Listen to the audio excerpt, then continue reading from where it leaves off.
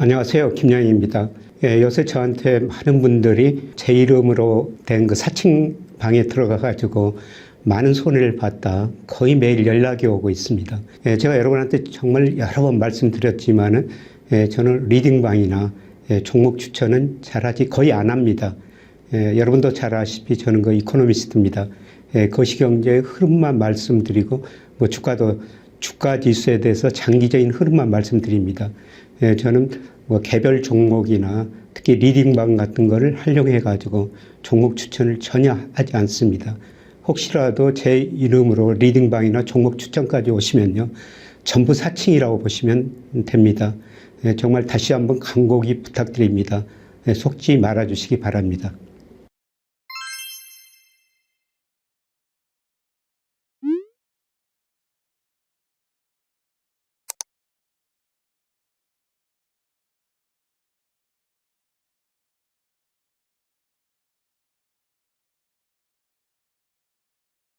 안녕하세요. 최근에 통계청에서 8월 소비자 물가를 발표했고요. 한국은행에서는 2분기 GDP 잠정치를 발표했습니다.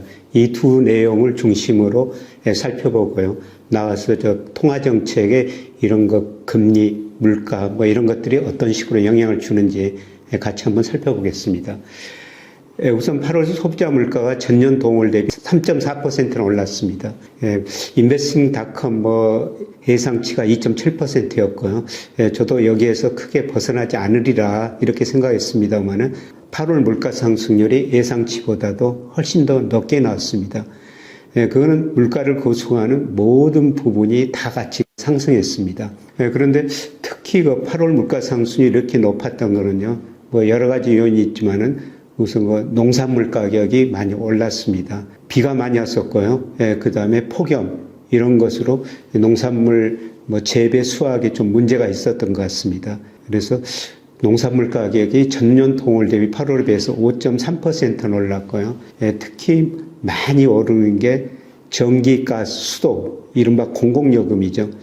이게 물가 가중치 비중은 0.3%밖에 안 돼요. 그런데 이게 전년 동월 대비 무려 21%나 올랐습니다. 그래서 이런 요인 때문에 물가가 많이 올랐다, 이렇게 지금 볼 수가 있을 것 같습니다. 문제는 앞으로 물가 상승률인데요. 지금 물가지수가 올랐기 때문에 수준 자체가 올라가지고요.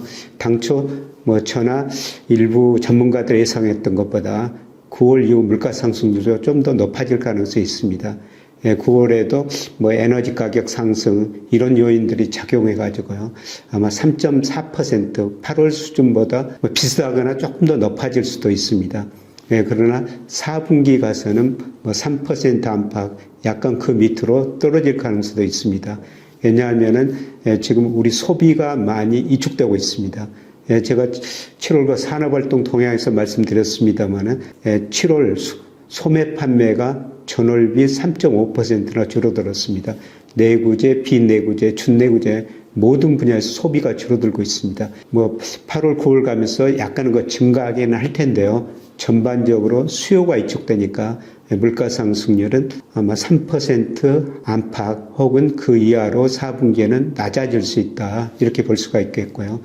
그 다음에 제가 그림에 그려놨습니다만 근원물가 아직도 상당히 높은 수준입니다만은 근원물가 상승률도 꾸준히 상승률은 둔화될 가능성이 높습니다. 한국에서 2분기 GDP를 발표했어요. 속보치가 0.6%였습니다만 전분기 대비 잠정치도 0.6%로 나왔습니다. 그런데 내용을 보면은 소비 감소했죠. 정부 소비도 감소했죠. 설비 투자는 약간 증가했으면 건설 투자 감소했고요.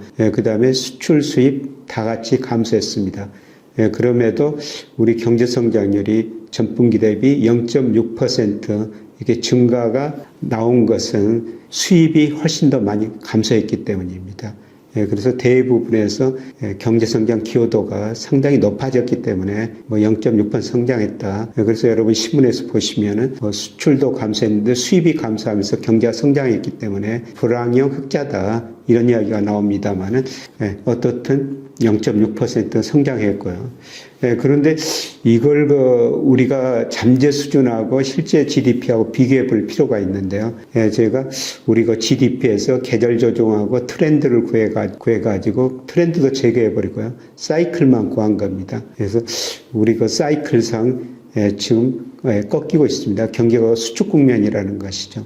그리고 이 의미가 뭐냐면 100 기준이 우리 실제 GDP가 잠재 GDP만큼 성장했다는 거예요. 그런데 올해 1분기, 2분기 보면은 실제 GDP가 잠재 GDP 한 0.5% 정도 밑에 있습니다. 그래서 우리 경제가 능력 이하로 성장하고 있구나, 이렇게 좀 볼 수가 있습니다. 그리고 우리가 GDP 통계에서 꼭 또 봐야 될 게요. 명목 GDP, 한군에서 명목 GNI, 실질 GNI 이런 걸 발표하는데요. 그런데 실질 GDP는 2분기에 0.6% 성장했다, 이런 말씀을 드렸습니다만 실질 GNI는 오히려 0.7% 감소했습니다. 사실 우리 국민한테 더 중요한 거는 실질 GDP보다는 실질 GNI죠. GNI라는 것은 뭐냐면요, GDP에서 교육 조건을 교로하고요. 그 다음에 우리나라 사람들이 외국에 가서 벌어든 돈이 있고 외국인들이 우리나라에서 벌어들어서 가져간 돈이 있지 않습니까? 이런 걸까지 다 고려한 거예요. 그런데 실질 GDP는 0.6% 플러스 성장했는데 실질 GNI는 마이너스 0.7% 성장했다는 건 우리 국민들한테 별로 안 좋은 거죠. 우리가 교육 조건이 악화됐다는 겁니다. 쉽게 말씀드려서 우리가 상대적으로 비싸게 수입하고 상대적으로 싸게 수출했다. 교육 조건이 나빠졌다. 그리고 외국인들이 우리나라에서 벌어간 돈이 우리 국민이 외국에서 벌어들인 돈보다 적었다. 이런 의미에서 보면은 우리 실질 국민 소득은 줄어들었다. 2분기 경제 성장률이 GDP가 0.6% 성장했지만은 질적인 내용 보더라도 수출보다는 수입이 더 많이 감소했고요. 그 다음에 GNI, 국민소득 감소했기 때문에 그렇게 긍정적인 것은 아니다, 이렇게 평가할 수가 있습니다. 그리고 한국은행에서 GDP가 잠정치를 발표할 때요, 이 총저축률, 국내 투자율 이런 걸 발표하거든요. 이 차이가 경상수지를 설명합니다. 그런데 올해는 2분기까지 그랬습니다만은 총저축률이 상대적으로 떨어지고 있죠. 우리 기업 가계가 저축률을 상대적으로 줄이고 있다는 겁니다. 저축을. 그런데 투자도 줄어들고 있습니다만은 투자가 줄어드는 폭은 상대적으로 적거든요. 그래서 이 저축률 투자율 갭이 경상수지를 결정하는데요. 그런데 지금 이 갭이 축소되면서 경상수지 흑자가 축소되고 있는 거죠. 물론 우리가 경상수지 적자는 아닐 겁니다. 왜냐하면 아직도 저축률이 투자율보다 높기 때문입니다. 우리나라, 대만, 일본, 독일 같은 나라 이런 형상이거든요.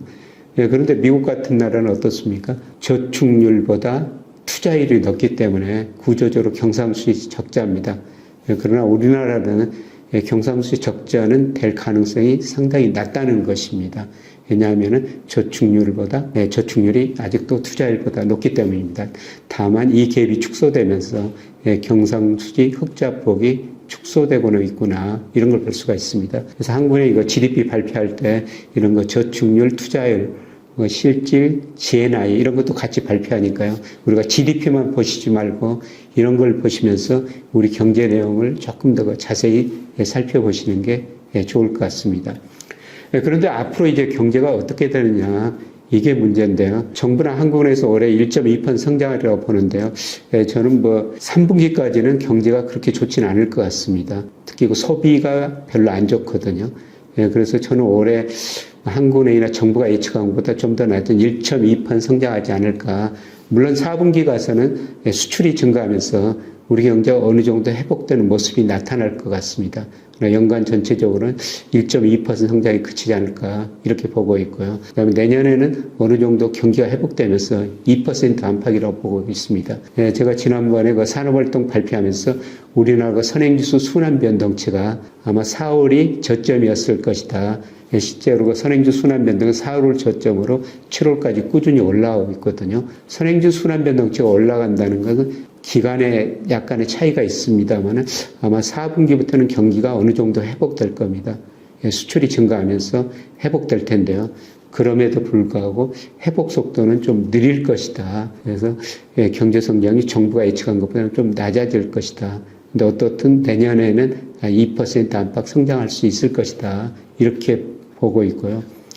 참고로 제가 블룸버그 컨센서스 최근치를 봤었어요. 이 블룸버그 컨센서스라는 건 뭐냐면 블룸버그가 전문가들한테 물어봐가지고 뭐 올해 경제 성장률이 몇 % 될 것이냐 여러 전문가들한테 물어봐가지고 중앙값을 제시하는 거예요.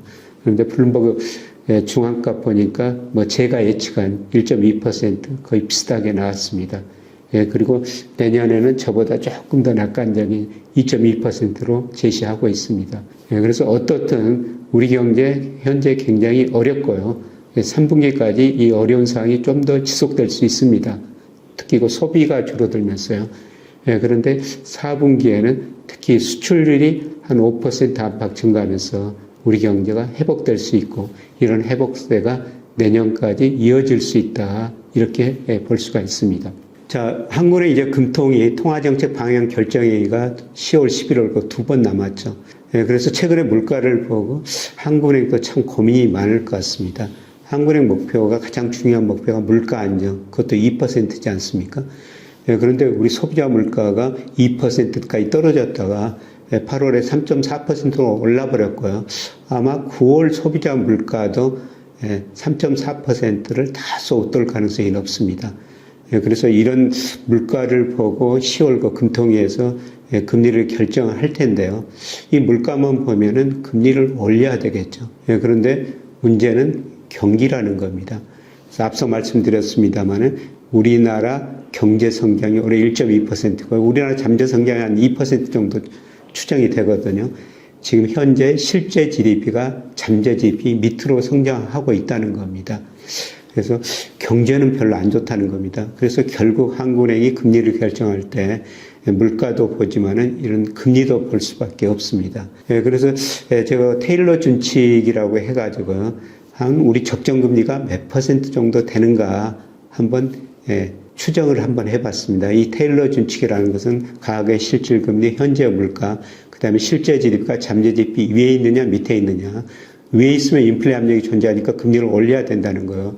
밑에 있으면은 경기가 나쁘니까 디플레 압력이 존재하니까 금리를 낮춰야 된다는 겁니다.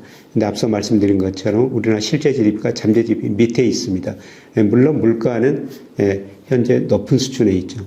그런데 소비자 물가가 뭐 4분기에는 한 3%나 그 이하로 약간 떨어질 수가 있습니다. 이런 걸 고려해가지고 제가 적정금리를 추정해 보면요. 한 4분기에는 2.8% 정도 나옵니다. 현재 금리가 3.5%니까요. 이런 적정금리 수준을 보면은 저는 한국은행이 남은 두 번의 금통위에서 금리를 올릴 가능성은 낮다. 이렇게 보고 있습니다. 아마 지금 3.5%에서 계속 유지하고 있는데요. 올 연말까지도 계속 유지했다가 내년 상반기 가면은 금리를 낮출 수 있다. 이런 말씀을 드릴 수가 있습니다. 이걸 주식시장하고 연결시켜 보면요. 주가를 결정하는 게 금리하고 물가, 경기죠. 아마 물가 상승은 4분기에 낮아지고요. 물가 상승이 낮아지면 시장금리 최근에 국채 수익률 10년짜리가 거의 4% 근접하고 있습니다. 아마 4분기는 좀 낮아질 거예요. 그리고 4분기에는 아마 수출 중심으로 경제 성장률도 올라갈 수가 있습니다. 그래서 제가 최근에 그 주가가 조정을 보이고 있는데 4분기는 오를 수 있다. 이런 말씀을 계속 드리고 있습니다만은 우리가 앞으로 물가 금리도 봐야 되겠습니다만은 4분기 경제 성장률이 과연 올라가는가 이걸 한번 지켜볼 필요가 있는 것 같습니다. 어떻든 물가하고 우리 경제 성장률 GDP를 보면은 저는 그 금리 인상 사이클은 3.5%로 마무리됐다. 그리고 선행주 순환병통치를 보니까 아마 4분기부터는 수출 중심으로 경기가 회복될 가능성이 있다. 이런 걸 그 주식시장이 반영할 것이다. 이런 의미에서 계속 제가 말씀드리고 있습니다만은 이번 조정 때 4분기를 대비해 가지고 주식 비중을 좀 늘리시는 게 좋지 않을까 이런 말씀을 드리고 싶습니다. 고맙습니다.